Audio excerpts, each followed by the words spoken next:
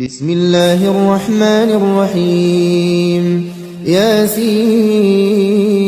والقرآن الحكيم إنك لمن المرسلين على صراط مستقيم تنزيل العزيز الرحيم لتنذر قوما ما أنذر آباؤهم فهم غافلون لقد حق القول على أكثرهم فهم لا يؤمنون إنا جعلنا في أعناقهم أغلالا فهي إلى الأذقان فهم مقمحون وجعلنا من بين أيديهم سدا ومن خلفهم سدا فأغشيناهم فهم لا يبصرون وسواء عليهم أأنذرتهم أم لم تنذرهم لا يؤمنون إنما تنذر من اتبع الذكر وخشي الرحمن بالغيب فبشره بمغفرة وأجر كريم إنا نحن نحيي الموتى ونكتب ما قدموا وآثارهم وكل شيء أحصيناه في إمام مبين واضرب لهم مثلا أصحاب القرية إذ جاءها المرسلون إذ أرسلنا إليهم اثنين فكذبوهما فعززنا بثالث فقالوا إنا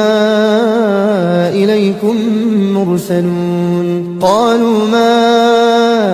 أنتم إلا بشر مثلنا وما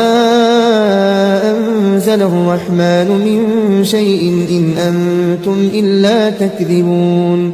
قالوا ربنا يعلم إنا إليكم لمرسلون وما علينا إلا البلاغ المبين قالوا إنا تطيرنا بكم لئن لم تنتهوا لنرجمنكم وليمسنكم منا عذاب أليم قالوا طائركم معكم أئن ذكرتم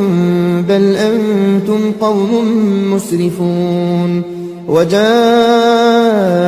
من أقصى المدينة رجل يسعى قال يا قوم اتبعوا المرسلين اتبعوا من لا يسألكم أجرا وهم مهتدون وما لي لا أعبد الذي فطرني وإليه ترجعون أأتخذ من دونه آلهة إن يردني الرحمن بضر لا تغن عني شفاعتهم شيئا ولا ينقذون إني إذا لفي ضلال مبين إني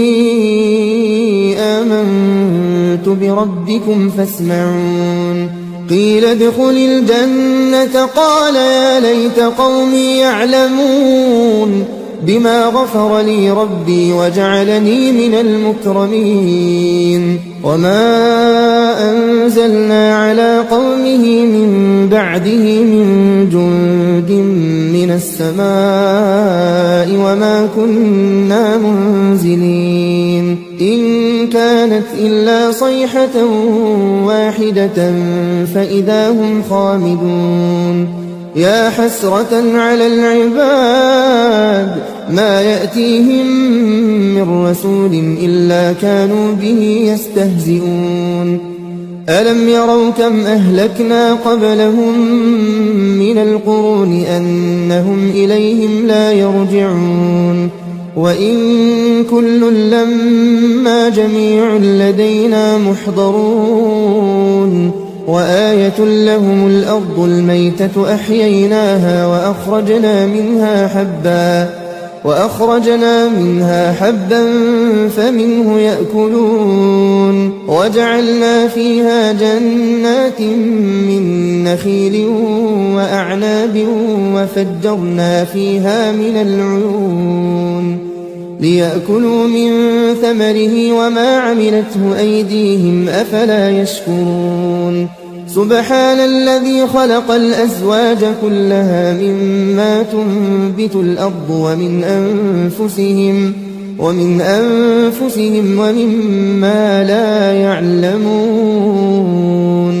وآية لهم الليل نسلخ منه النهار فإذا هم